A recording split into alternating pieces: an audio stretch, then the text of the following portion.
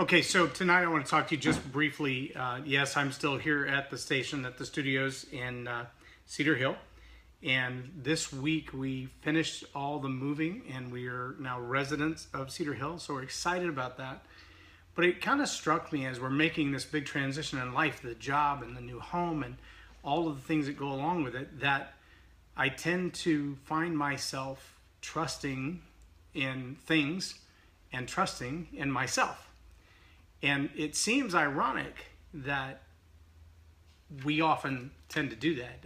Humans tend to fail in the area that they seem to have the most confidence. And I look back, and my mom will tell you, my neighbors will tell you, I had my first source of income coming in by the sweat of my own brow and the work of my own labor by the time I was 7 years old. I was mowing lawns all up and down the street, making $7 at a time. And so I've never been in that place where I felt like I can't pull this off. If you give me something to sell, I'm going to make the money. Give me a task to do, I'll find a way to make a job out of it. Give me a job and I'll find a way to make not only my money, but more money somehow. And I would have never thought of that as an Achilles heel until just a few days ago when I was having that argument with God that the numbers just don't work anymore. I'm looking at what I need to do to pull this off and what I have to succeed and what the track records say and what the histories say. And no, it's just not there. There's no evidence that this plan is going to work. None at all. And frankly, I got a little scared. I got a little emotional about it. I was almost in tears and I said, God, I don't think this is going to be right. And he said, but are you being obedient? And I said, well, I think I am. I think I'm doing what you told me to do, and I think I've prayed this through, and this is the conclusion that I come to, and I feel like this is what you told me to do. He said, well, then what are you worried about? I was like, I'm worried about paying the bills. I'm worried about having enough. I'm worried about being able to work enough hours to get enough income to get these things done. And he said, but that's not your job. And it floored me, because it's not the first time that I've heard him say that. In fact, there was a war that we went through 4 or 5 years ago that was the same kind of struggle. And he reminded me then, your name is not Jireh. That's my name. And so I went to Matthew, and it starts in chapter 17, verse 24. He says, after Jesus and his disciples arrived in Capernaum, the collectors of the 2 drachma tax came to Peter and asked, doesn't your teacher pay temple tax? Yes, he does, he replied. When Peter came into the house, Jesus was first to speak. What do you think, Simon? From whom do the kings of the earth collect duty and taxes? From their own sons or from others? Well, from others, Peter replied. Then the sons are exempt, Jesus said. The sons are exempt.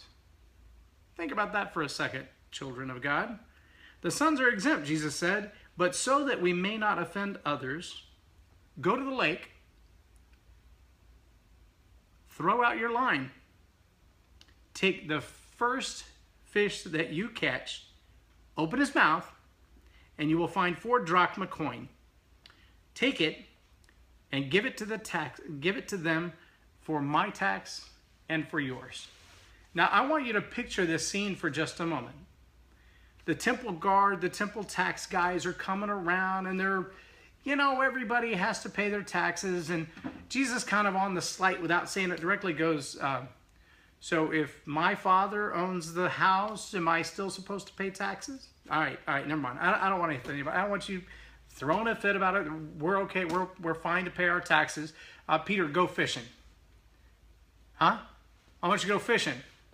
Now, Peter's a fisherman, right? I mean, that's what he did all of his life before he met Jesus. He went fishing. And so I'm thinking the same thing that I'm guessing Peter was thinking, because that's the way Peter made his living. That's the way his whole family made a living from long before Jesus came around. They were fishermen, and they would go fishing, and they would catch the fish, and maybe they would clean the fish, but they would sell the fish, and they would get the money for selling the fish, and there was a process to that. Kind of like for me, give me a job, give me a thing to do. Tell me what the income is. Do these tasks, you get this much. Do these tasks, you get this much. It was really easy for me. But that's not what he told Peter. He didn't say, go fishing and sell the fish. He didn't tell him to go back to his vocation. He didn't tell him to go back to work. He said, I want you to go do what you know how to do. I want you to go fish. Throw the line in the water. And the very first fish that you hook, snatch him out of the water, stick your hand in his mouth, and pull out the gold coins. And I'm sure Peter was shaking his head all the way to the lake, thinking, I've been fishing all my life. I have yet to pull a gold coin out of a fish's mouth. It doesn't happen like that. That doesn't make any sense. I've caught fish and sold them. I've even loaned people or rented people my boat and made money that way. I've caught fish and eaten them. I have never caught a fish and snatched from its mouth money. But Rabbi, if that's what you're telling me to do, this one's on you, man. If this doesn't work, I'm not looking silly here. I'm just following instructions. And in obedience, he walked out there, threw his line in the water, snatched the fish out of the water, pulled the gold coins out of its mouth. Now think for a moment about those people standing on the shore. Have you ever been fishing? I am not a big fisherman myself. My son loves to do it. I get bored stiff. Probably because I don't know how to fish. I'm not any good at it. So I stand there with my line getting wet, watching everybody else snatch fish out of the lake. But I have yet, even while standing there with my line getting wet and them snatching fish out of the lake, I've yet to see anybody snatch a fish out and take gold coins out of his mouth. Now, if you think I'm mad when I see them all catching fish and I'm not catching any fish, imagine how mad you would be standing on the shore fishing all day, catching regular old fish or catching no fish, and this wise guy walks up, and it doesn't say the 33rd fish. It doesn't even say the 10th fish or the 5th fish. It says the first fish that bites your line, snatch him out of the water, take the gold coins out of his mouth. You know there was somebody standing there looking at him going, I've been here all day, I haven't caught anything. Now you just come up here and throw your line, and there's a fish on it. Wait, what are you doing to that fish? You're taking gold coins out of it. I can't even get fish on my hook. You're over here taking money out of their mouth. See, that's the way God provides. Sometimes it doesn't make any sense. I mean, no sense. And so I got to thinking about these weird instructions and this obedience thing. And it really comes down to a really simple question. And that is, do you trust that Jehovah Jireh, who's giving the instructions, knows what he's doing in the instructions, or knows how to provide all of the elements around it? I mean, the current had to be just right. The fish had to be just right. The timing had to be just right. The bait had to be just right. The hook had to be just right for Peter to throw it in, catch the first fish, and that be the one out of all the fish in the sea with gold in his mouth. That's just odd, but that's God. If you've seen the movie Miracles from Heaven, she says, help me understand this. So my baby girl falls 30 feet in this tree. And instead of killing her, the fall cures her.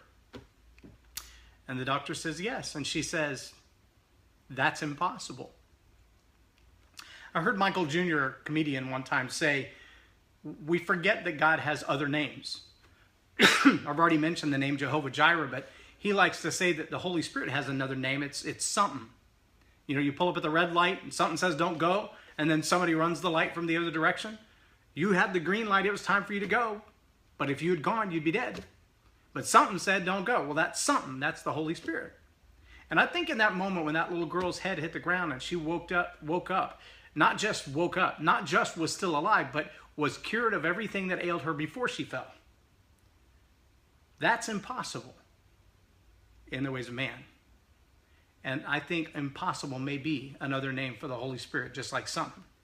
Impossible may be what causes that hook to catch the line of the only fish in the sea with gold in his mouth. And I ask myself, do I trust him to do what needs to be done for my finances, for my family, for our future, to put me in the right place to do what he's called me to do, what he's equipped me to do, what he's trained me to do? Am I doing what he made me for? And do I trust him with that, even when I can't make any sense of it? And so I give you this bar stool. And we would all look at this bar stool and say, it's got a good solid top, it's got 4 solid wood legs, got good braces at the bottom. You could probably even stand on the braces alone. but do you trust it to sit on it? It looks solid. It feels solid. It's solid. Trust me, I sat on it all through NRB. I know. I didn't sit the whole time. I promise, Dr. Randy. I was talking and walking too, but I know that bar stool can be trusted because I sat on it. And I know at this point in my life that my Father in heaven can be trusted as well. That he's a good, good Father. That he makes decisions that I couldn't make. That I can't instruct fish to have gold in their mouth. I can't make things come together in ways like that. But I can be obedient. I can listen when he says, just go to the lake and throw a line in the water. And the very first fish that comes up, that'll be the one with all the money. God, it doesn't work like that. Fish don't have money in their mouth. And what makes you think it'd be the very first one? And we have to remember that I'm not the only one that has to obey. When Jesus was walking across the lake, and there was a storm until he arrived, and then it got still. When he was asleep in the boat, he didn't get up and scold the fishermen or his disciples or the boat. He spoke to the waves. He spoke to the water. When they were fishing and they fished all night and caught nothing, and then he said, try the other side of the boat. They were probably thinking the same thing. You're nuts. It's the same lake. It's the same boat. We've been fishing all night. There's no fish here. Better try the other side of the boat. That side of the boat, this side of the boat are in the same lake on the same night that we've caught no fish. I know. But do you trust me as much as you trust that bar stool? Do you believe that I can stand up under what I tell you, like the bar stool? Maybe it does sound nuts. Maybe it doesn't make any sense at all. But do you trust me? And I've had to learn what it means to trust, even when it makes absolutely no sense at all. So that's my challenge with you tonight. I want you to go look back at Matthew chapter 17, read through that and try to make sense. And when you realize that you can't, then just trust him. Trust him to be who he is. There's an old phrase that I grew up with in the Southern Baptist Church that said, if you can't see God's hands, then simply trust his heart.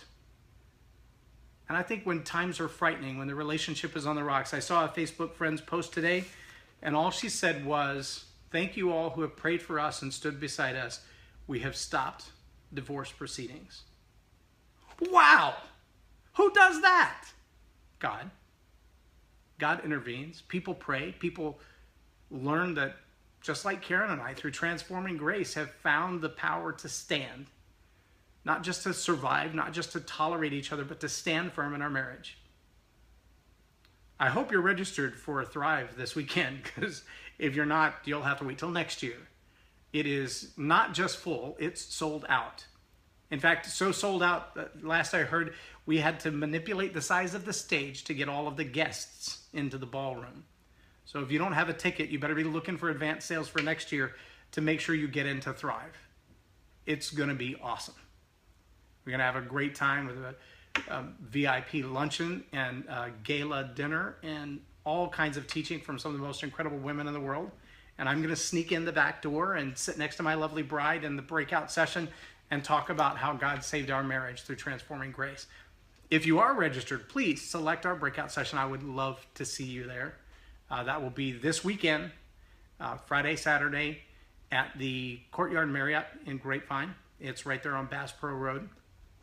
If you don't have a ticket, I'm sorry. We love you, but you'll have to wait till next year. If you do have a ticket, please find me and say hi. I would love to see you and share the things that God's doing in your life with me as well. Thanks again for watching tonight. Matthew 17:26. He just said, Peter, go fishing, and the first fish will have everything you need. He's a good, good Father, and he knows everything you need. And if he's watching those ridiculous little birds that like to wake me up in the morning outside my window, he's watching you. There's nothing in your life that my God can't handle. But like the bar stool, you got to learn to trust him. I attached my self-worth to my ability to provide for me for a long, long time. And as I'm learning to surrender that and trust him more than I trust a bar stool, to do the ridiculous things like fish on the other side of the boat or cast a net and look for the gold in the mouth. Life seems to have a strange way of coming together. But it's fun to be blessed, and it's fun to be obedient and watch him take responsibility for the bizarre things that he tells me to do. So I want you to do that tonight. God bless. Love you guys. Again, I hope you have tickets to Thrive. I look forward to seeing you there. And if not, we'll see you there next year. And yes, again, Facebook Live, I have to come all the way over here to say goodnight. So y'all have a great night.